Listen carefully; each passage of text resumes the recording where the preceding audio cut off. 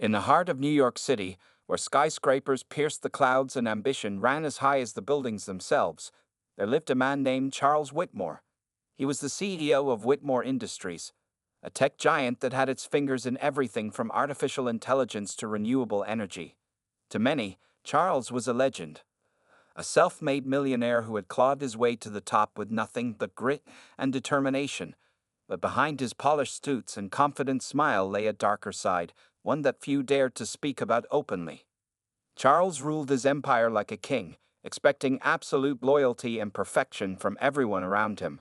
His employees walked on eggshells whenever he entered a room, afraid of saying or doing something that might trigger his infamous temper. What made matters worse was his blatant prejudice. Though he never used outright slurs in public, his disdain for people of color was thinly veiled. During meetings, he would roll his eyes when minority employees spoke up. At company events, he often made offhand comments about certain types not fitting into leadership roles. And yet, no one challenged him. After all, he was Charles Whitmore, the man who could fire you with a snap of his fingers. On this particular morning, Charles strode through the gleaming halls of Whitmore Industries, his leather shoes clicking against the marble floor. He had just wrapped up an executive meeting where rumors were swirling about potential changes in the company's ownership structure. Some said the board was considering selling shares to outside investors. Others whispered about a hostile takeover. But Charles dismissed it all with a wave of his hand. "Let them try," he muttered under his breath as he stepped into the elevator. "This company is mine. No one can take it away." As the elevator doors slid shut, another man entered, a tall, well-dressed black man in his mid-40s. He wore a crisp navy blue suit, and his polished shoes reflected the soft glow of the overhead lights. Despite his impeccable appearance, there was something nervous about him. His hands trembled slightly as he adjusted his tie, and beads of sweat glistened on his forehead. Charles immediately sneered. "Well, well," Charles said, his voice dripping with condescension. "What do we have here? Lost your way, did you? This isn't the janitorial floor, you know." The man didn't respond. Instead, he stood silently, staring straight ahead at the glowing numbers above the elevator door. Charles leaned back against the wall, crossing his arms smugly. "You look out of place, my friend. Are you sure you're supposed to be up here? Maybe you should head back downstairs before someone calls security."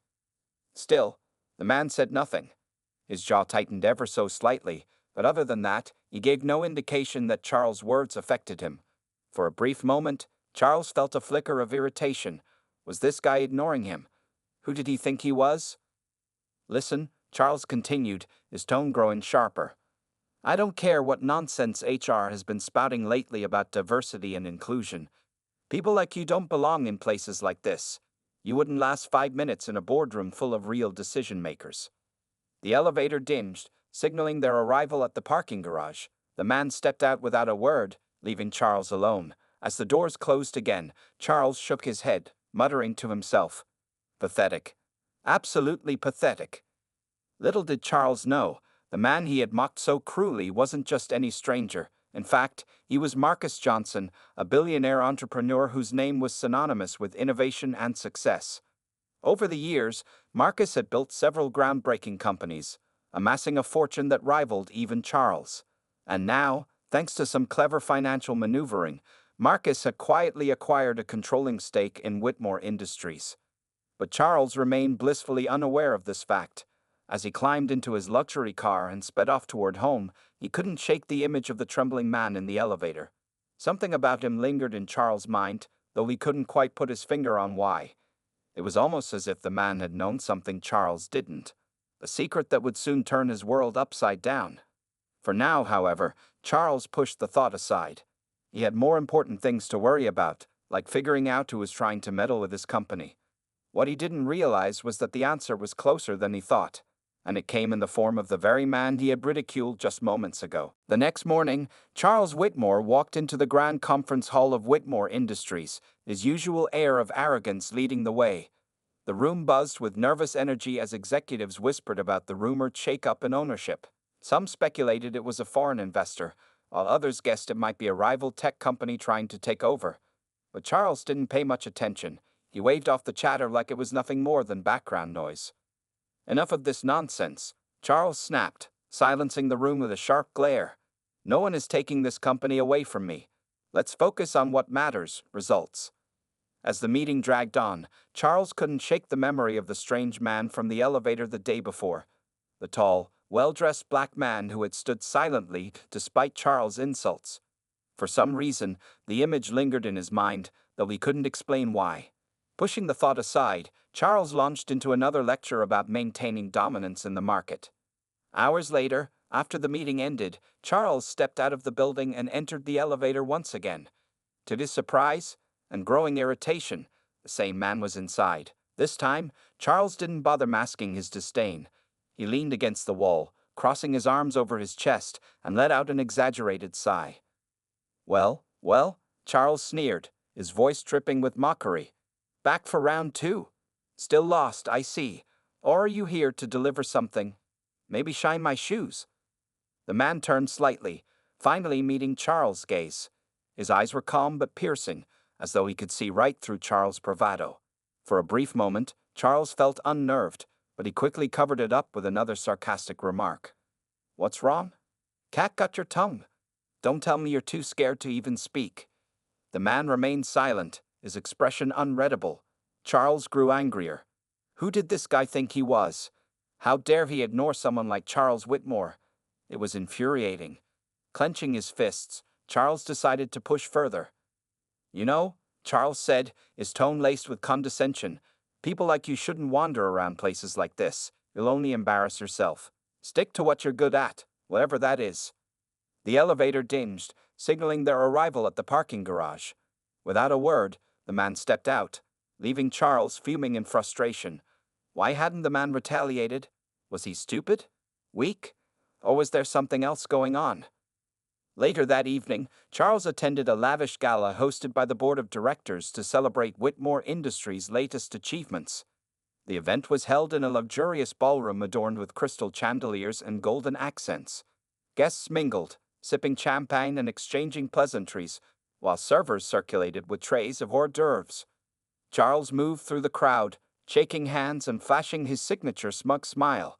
Despite the festive atmosphere, his mind kept drifting back to the mysterious man in the elevator. There was something unsettling about him, though Charles couldn't quite figure out what. Just as Charles was about to grab another glass of champagne, the chairman of the board stepped onto the stage. The room fell silent as everyone turned their attention to the podium. Clearing his throat, the chairman addressed the audience. Ladies and gentlemen, he began, tonight marks not only a celebration of our accomplishments, but also a new chapter for Whitmore Industries. Recent financial restructuring has resulted in a significant change in ownership. We are pleased to announce that a new majority shareholder has emerged, and they will be taking an active role in guiding the future of this company. A murmur rippled through the crowd. Everyone craned their necks, eager to catch a glimpse of the newcomer.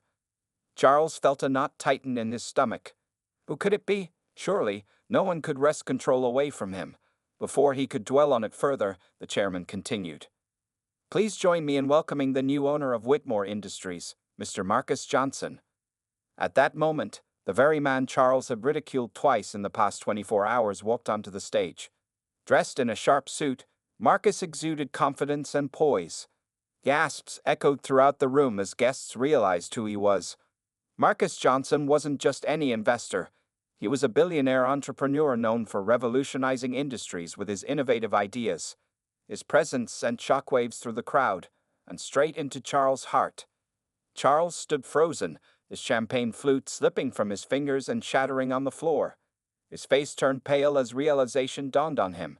The man he had mocked, the man he had dismissed as insignificant, now owned the company Charles had spent decades building. The gala hall, once filled with cheerful chatter and clinking glasses, now felt suffocating to Charles Whitmore. His chest tightened as he watched Marcus Johnson confidently address the crowd from the stage. Each word Marcus spoke seemed to hammer another nail into Charles' coffin. The billionaire's calm demeanor and commanding presence left no room for doubt. He was in charge now. And Charles, who had spent years ruling Whitmore Industries like his personal kingdom, suddenly found himself on shaky ground. As Marcus wrapped up his speech, the audience erupted into applause. Executives and board members lined up to shake his hand, eager to curry favor with the new owner. Charles, however, remained rooted to his spot near the back of the room. His mind raced with questions. How had this happened? When did Marcus buy shares in the company? Why hadn't anyone warned him? The answers eluded him, but one thing was painfully clear. Marcus wasn't just a random investor. He was someone who had been watching, waiting, and planning. Eventually, Charles realized he couldn't avoid the inevitable.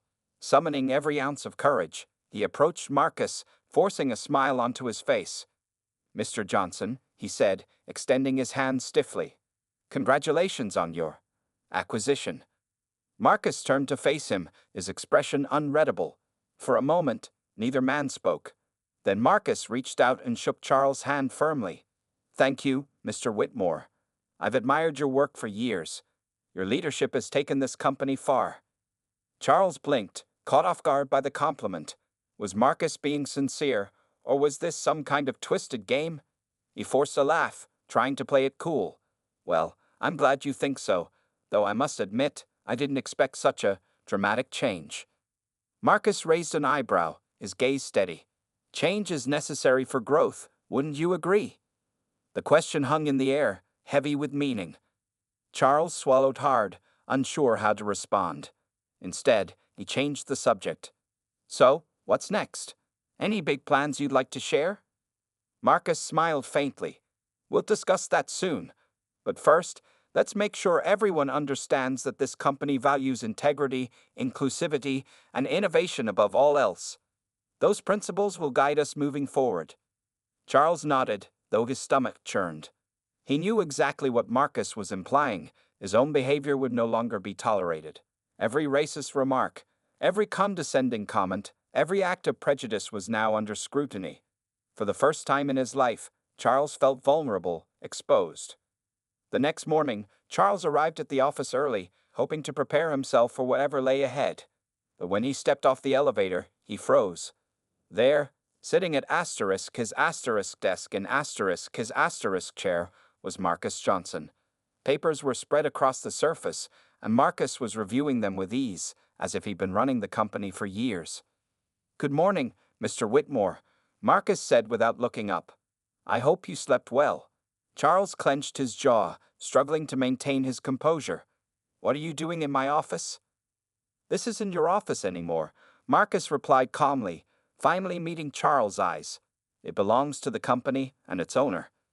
The words hit Charles like a punch to the gut. He opened his mouth to argue but stopped himself. What could he say? Marcus was right. This was no longer his domain. Forcing a tight smile, Charles sat down in one of the chairs across from the desk. "All right, Mr. Johnson. Let's talk. What do you want from me?" Marcus leaned back in the chair, studying Charles carefully. "First, let me explain something. Yesterday, in the elevator, I noticed your reaction to me. You assumed I didn't belong here because of my appearance. That's not uncommon. I've faced similar attitudes before. But what you mistook for weakness was actually a minor tremor caused by stress. It happens sometimes." Charles shifted uncomfortably in his seat, guilt gnawing at him. "Look, about that, I didn't mean." "Yes, you did," Marcus interrupted, his tone firm but not unkind. "You judged me based on stereotypes, and you weren't shy about sharing your opinions. That's why I decided to step in. Companies like Whitmore Industries need leaders who understand the value of diversity, not those who dismiss it." Charles stared at the floor, unable to meet Marcus' gaze. He wanted to defend himself, to justify his actions, but the words wouldn't come. Deep down, he knew Marcus was right. After a long pause, Marcus continued, "Here's the deal. I'm not here to destroy you or humiliate you publicly. You built this company, and that deserves respect. But things are going to change. If you can adapt, there might still be a place for you here. If not..." He let the sentence trail off, leaving the implication hanging in the air. Charles nodded slowly, his mind spinning. He had two choices: fight back and risk losing everything. The following days were a whirlwind of change at Whitmore Industries. Marcus Johnson wasted no time implementing his vision for the company. He restructured departments, promoted diverse voices to leadership positions, and introduced policies aimed at fostering inclusivity. Employees who had once feared speaking up now felt empowered to share their ideas. The atmosphere in the office shifted dramatically, from tense and oppressive to hopeful and collaborative. For Charles Whitmore, however, the transition was anything but smooth. Every decision Marcus made seemed designed to remind Charles of his diminished status. His corner office, once a symbol of his power, was now occupied by Marcus. Charles was relegated to a smaller workspace on a lower floor, stark reminder of how far he had fallen. Worse still, Marcus frequently called him into meetings where he openly questioned Charles' past decisions, highlighting inefficiencies and unethical practices that had long gone unchecked. One particularly humiliating incident occurred during a town hall meeting. Marcus stood at the front of the room, addressing the entire staff. "As many of you know," he began, "we've identified several areas where this company can improve, not just financially, but culturally. For example, some former policies have alienated talented individuals simply because of their background or identity." Charles sat stiffly in the back row, knowing exactly where this was headed. Sure enough, Marcus continued, "Take, for instance, our hiring process. Over the years, certain biases have crept in, often unintentionally, but bias is still bias, whether it's deliberate or not. And when those biases are reinforced by leadership," he paused, glancing briefly in Charles' direction before finishing, "it sends a message that inclusion isn't a priority." The room fell silent as all eyes turned to Charles. Some employees looked sympathetic, while others wore expressions of quiet satisfaction. Charles felt his face burn with shame. He wanted to defend himself, to argue that he had only acted in the company's best interest, but deep down, he knew Marcus was right. His prejudice had cost Whitmore Industries more than just goodwill. It had stifled innovation and driven away potential talent. After the meeting, Charles approached Marcus in private, his frustration boiling over. "Was that really necessary?" he snapped, his voice low but tinged with anger. "Dragging me through the mud in front of everyone?" Marcus raised an eyebrow, unfazed by Charles' outburst. "I wasn't dragging you through the mud, Mr. Whitmore. I was pointing out facts. Facts that needed to be addressed if we're going to move forward.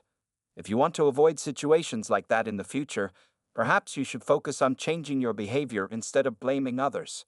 Charles clenched his fists, biting back a retort. As much as he hated to admit it, Marcus had a point.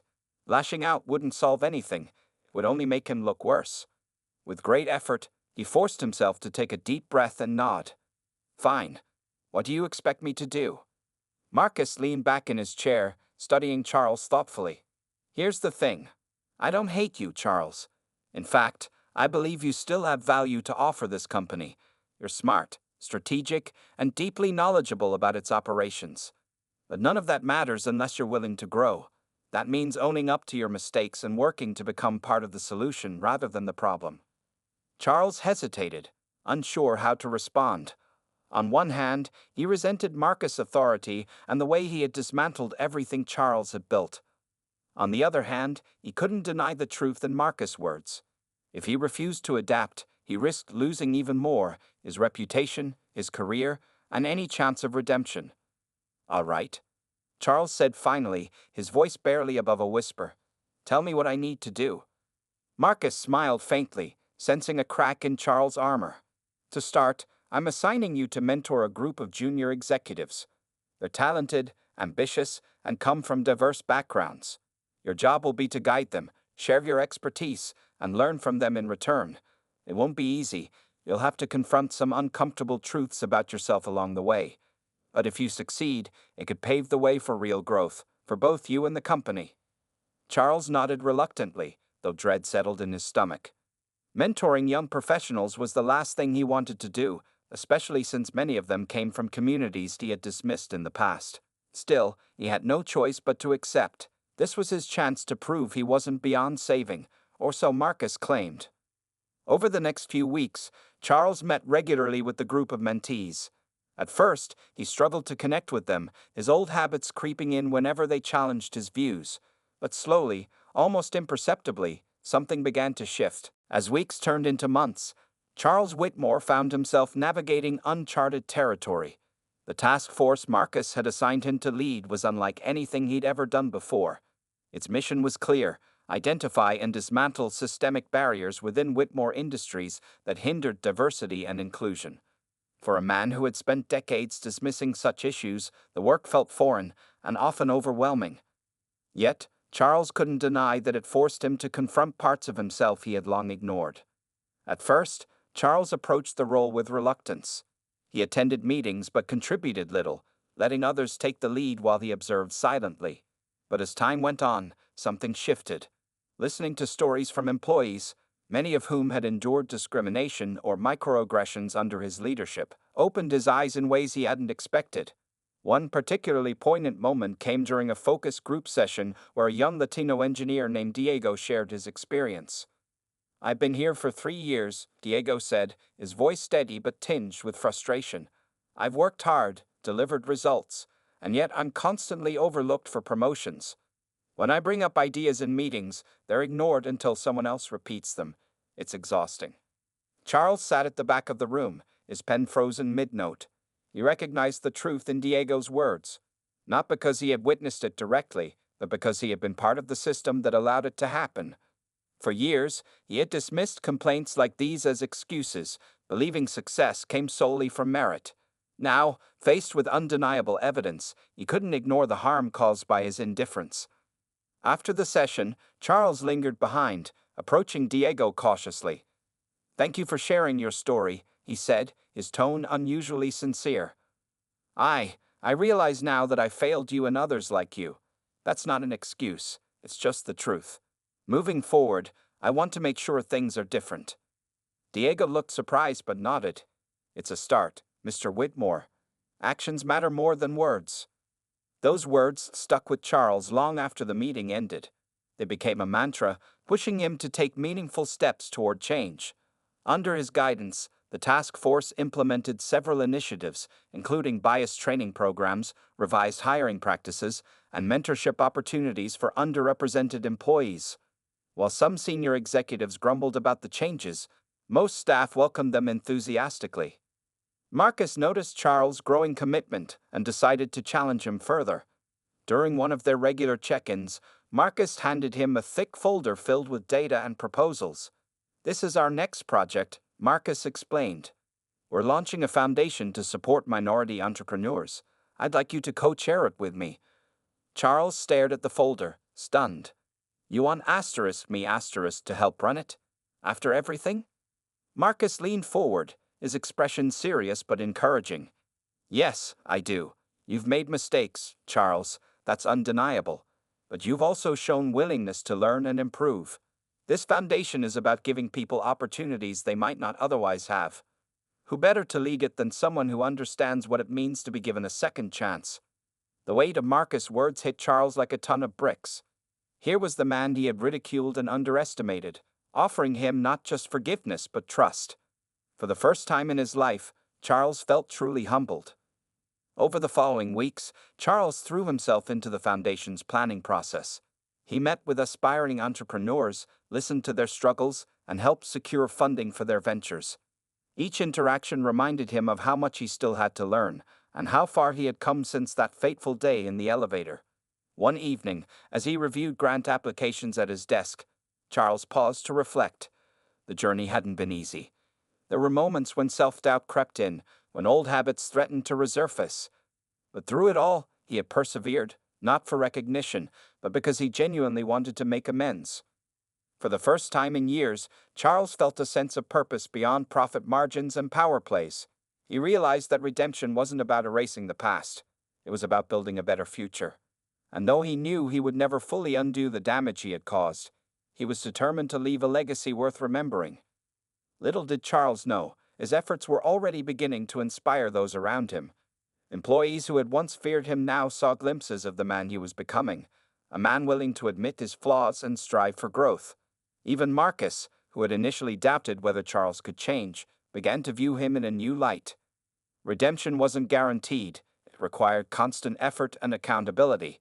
But for Charles Whitmore, the path ahead finally seemed possible. As months passed, Charles Whitmore continued to evolve in ways he never thought possible.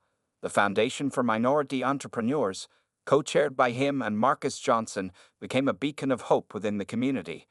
It provided grants, mentorship programs, and networking opportunities to aspiring business owners who lacked access to traditional resources.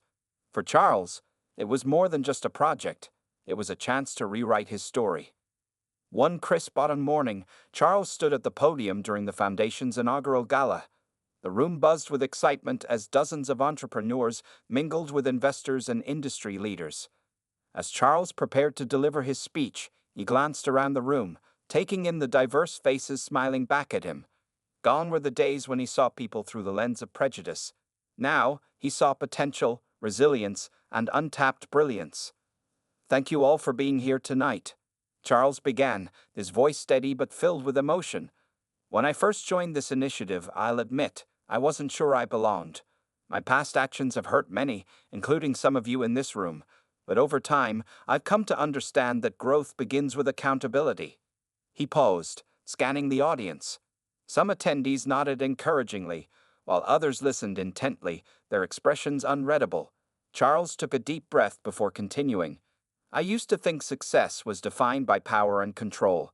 I believed my way was the only way, but working alongside these incredible entrepreneurs has taught me something different.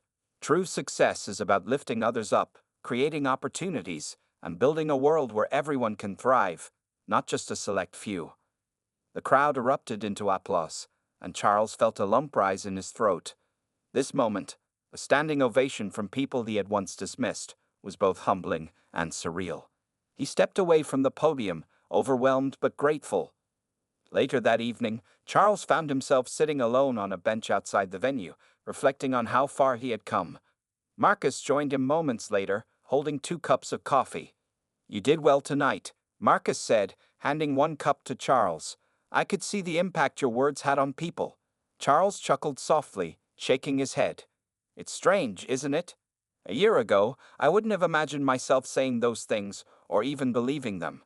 Honestly, I'm still learning every day." Marcus smiled knowingly. "Change doesn't happen overnight. What matters is that you're willing to keep moving forward, even when it's hard." Charles sipped his coffee, letting the warmth spread through him. Do you think people will ever forgive me? Not just here, but in general?" Marcus tilted his head thoughtfully. "Forgiveness isn't something you can demand. It's something you earn. And trust me, Charles, you're earning it. Look at what you've accomplished so far. You've given a voice to people who didn't have one before. That counts for something." Charles nodded slowly, absorbing Marcus' words. He knew forgiveness wouldn't come easily, especially from those he had wronged most deeply. But hearing Marcus' reassurance gave him hope that his efforts weren't in vain. Back at Whitmore Industries, the positive changes continued to ripple through the company. Employees reported feeling more valued and respected, thanks to the initiatives Charles had championed. One afternoon, a young intern named Jamal approached Charles after a team meeting. Jamal was soft-spoken but determined, and his courage reminded Charles of Jasmine, the woman who had first challenged him about microaggressions. "Mr. Whitmore," Jamal began hesitantly, "can I talk to you for a moment?" Charles gestured for him to sit down. "Of course. What's on your mind?" Jamal hesitated before speaking. "I just wanted to say thank you for everything you've done lately. It hasn't gone unnoticed. People like me, we don't always feel like we belong in places like this. But because of you, and Mr. Johnson, we're starting to believe we can." Charles felt a pang of pride mixed with regret. Pride for the progress they had made, and regret for the years wasted perpetuating exclusion. "Thank you Jamal," Charles replied sincerely. "Your voice matters, and I'm glad you feel comfortable sharing it. Keep pushing us to do better. That's how real change happens." As Jamal walked away, Charles realized something profound. Leadership wasn't about ruling over others. It was about empowering them. Every small act of kindness, every policy change, every apology accepted brought him closer to becoming the person he wanted to be. By the end of the year, Whitmore Industries had transformed into a model of inclusivity and innovation. The company's profits soared, driven by fresh ideas from employees who finally felt seen and heard. And Charles, though no longer its CEO, had found a new purpose, one rooted in service rather than dominance. Years had passed since Marcus Johnson took over Whitmore Industries, and the company was unrecognizable from its former self. Under Marcus' leadership, and with Charles' unexpected redemption arc, it had become a symbol of progress and inclusivity in the corporate world. The foundation they co-chaired thrived, supporting hundreds of minority entrepreneurs who are now launching successful businesses across the country. Employees at Whitmore Industries felt empowered, respected, and valued, knowing their voices mattered just as much as their work. For Charles Whitmore, life had taken on a rhythm he never imagined possible. Gone were the days when his identity revolved around power and control. Now, he found fulfillment in mentoring young professionals, many of whom came from backgrounds he once dismissed. He spent hours reviewing grant applications for the foundation, listening to pitches from aspiring entrepreneurs, and helping them navigate challenges he knew all too well. It wasn't glamorous work, not like running a multi-billion-dollar empire, but it gave him a sense of purpose that money and titles never could.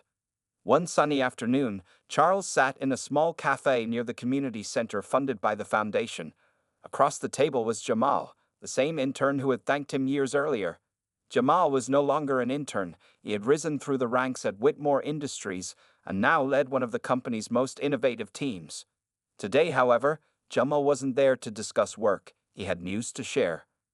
"I got accepted into a fellowship program," Jamal announced, his eyes shining with excitement. "It's a year-long initiative focused on developing leaders from underrepresented communities. I wouldn't have even applied if you hadn't encouraged me to believe in myself." Charles smiled, genuinely proud of the young man sitting before him.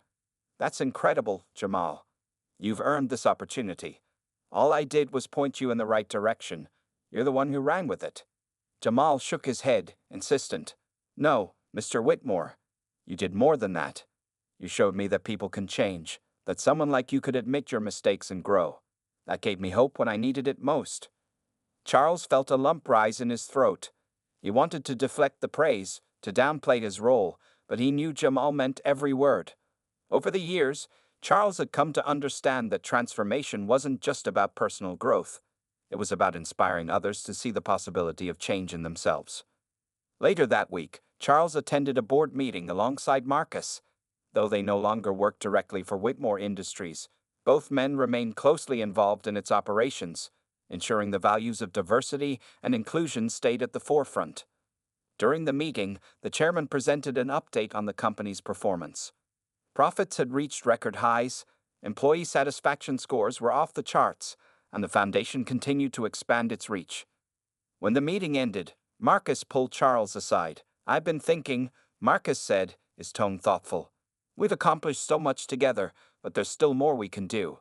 What if we expanded the foundation's mission globally? Imagine the impact we could have worldwide." Charles raised an eyebrow, intrigued. "You mean, take this model and bring it to other countries?" "Exactly," Marcus replied. "There are brilliant minds everywhere, waiting for opportunities like the ones we've created here. If we scaled up our efforts, we could help even more people break barriers."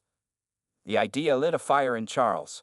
For years, he had focused on repairing the damage he caused locally, but expanding the foundation's scope will allow him to make amends on a much larger scale. "Let's do it," Charles said firmly. "If anyone can pull this off, it's us." As plans for the global expansion began taking shape, Charles reflected on how far he had come. Once a man consumed by arrogance and prejudice, he now dedicated his life to uplifting others. His relationship with Marcus had transformed from animosity to mutual respect and friendship. Together, they proved that two people from vastly different worlds could unite for a common cause, one rooted in compassion and justice. One evening, while attending the grand opening of a new community center funded by the foundation, Charles stood quietly at the back of the room, watching families gather to celebrate. Children laughed as they explored the facility's classrooms and play areas, while parents exchanged stories about the opportunities it would bring. Marcus approached him, clapping him on the shoulder. "You did good, Charles," Marcus said warmly. "Look at what we built together." Charles nodded, his heart swelling with gratitude. "We couldn't have done it without each other. And honestly, Marcus, I owe you everything. You didn't have to give me a second chance, but you did. That changed my life." Years passed, and the foundation, co-founded by Charles Whitmore and Marcus Johnson, grew into a global powerhouse for change. From its humble beginnings as a local initiative, it expanded to reach communities in over 30 countries. Entrepreneurs from marginalized backgrounds, whether women, people of color, or those from low-income families, now had access to resources, mentorship, and funding that once seemed impossible to obtain. The ripple effects of their work were felt far beyond business. Entire families and neighborhoods transformed because one person dared to dream bigger. Charles, now in his late 60s, stood at the podium during the grand opening of yet another community center. This one was located in Nairobi, Kenya, where dozens of young entrepreneurs eagerly awaited his speech. As he looked out at the sea of hopeful faces, Charles couldn't help but feel a deep sense of gratitude for the second chance he'd been given, for the lessons he'd learned, and for the lives he'd helped touch along the way. "When I first started this journey," Charles began, his voice steady but filled with emotion, "I didn't think I deserved to be here. I spent much of my life blinded by arrogance and prejudice, believing success belonged only to certain kinds of people. But then I met someone who showed me otherwise." He paused, turning slightly toward Marcus, who sat in the front row, smiling warmly. "Marcus taught me that true leadership isn't about ruling over others. It's about lifting them up. He gave me a chance when no one else would, and together, we built something extraordinary." The crowd erupted into applause, but Charles quickly raised a hand to quiet them. "This foundation isn't about me or Marcus. It's about all of you, the dreamers, the innovators, the fighters. You are the ones changing the world. We're just here to support you." As Charles stepped away from the podium, he felt lighter somehow, as though a final weight had lifted from his shoulders. The man who once ruled with an iron fist now found joy in empowering others. Redemption wasn't easy, but it was worth every step. Later that evening, after the celebrations ended, Charles and Marcus sat together on a quiet balcony overlooking the city lights. They sipped tea in companionable silence, reflecting on how far they'd come since that fateful day in the elevator. "You know," Marcus said finally, breaking the quiet, "when I first bought Whitmore Industries, I wasn't sure what to expect from you. I thought you might resist every change, fight me at every turn." Charles chuckled softly, shaking his head. "I almost did. There were days when I wanted to give up, to go back to the way things were. But somewhere along the way, I realized I didn't want to be that person anymore. Helping others succeed.